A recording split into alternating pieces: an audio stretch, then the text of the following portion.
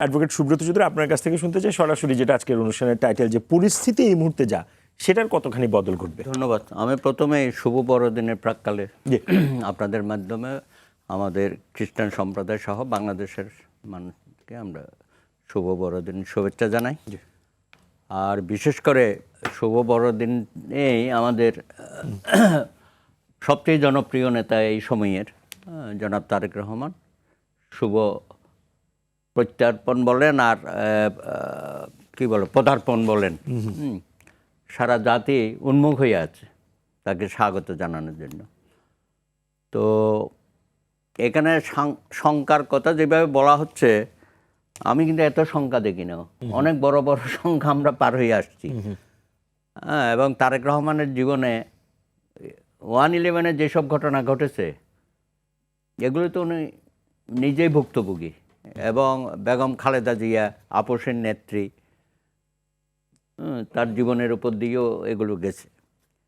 সুতরাং নতুন করে আমি কোনো শঙ্কা দেখছি না। আমি মনে করি আগামীকাল থেকে বাংলাদেশে সকল ক্ষেত্রে শুভ সূচনা হবে। আমাদের মধ্যে যতই আমরা একটু ভাবছি নানান বিষয় নিয়ে, আর এই তারেক রহমানের বক্তব্যই তো প্রচার করতে দেয় নাই। আমাদের উচ্চ আদালত থেকে তো ইনজাংশন দেওয়া হলো না তার কোনো বক্তব্য বিরোধী, তা থেকে থেমেছিল।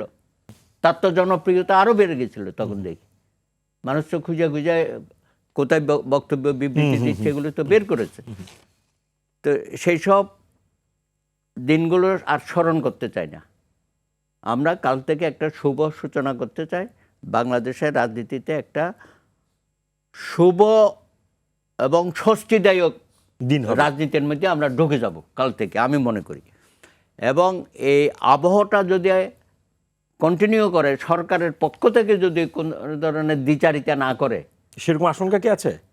থাকতে পারে, কারণ এখানে উপদেষ্টা মণ্ডলীর মধ্যে নানা রকম বক্তব্য আমরা শুনতেছি তো।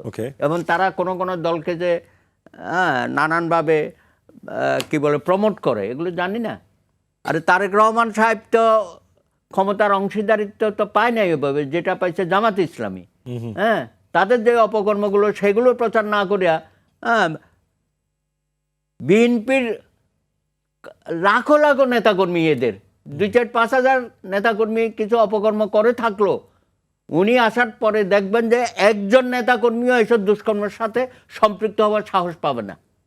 এবং সব কিছুর মধ্যে একটা পরিবর্তনের আভাস আমি দেখতে পাচ্ছি, ব্যক্তিগতভাবে যদি আমাকে মনে করেন। সুতরাং এত শঙ্কা নিয়ে একটা জাতি চলতে পারে না। 17 মাস হয়ে গেছে, এত সময় যে আমরা দিলাম একটু বেশি দিয়ে দিয়েছি। আমরা তো ডিসেম্বরে নির্বাচন চেয়েছিলাম, নির্বাচনটা হয়ে গেলে দেশ এত অধপতন হইতো না।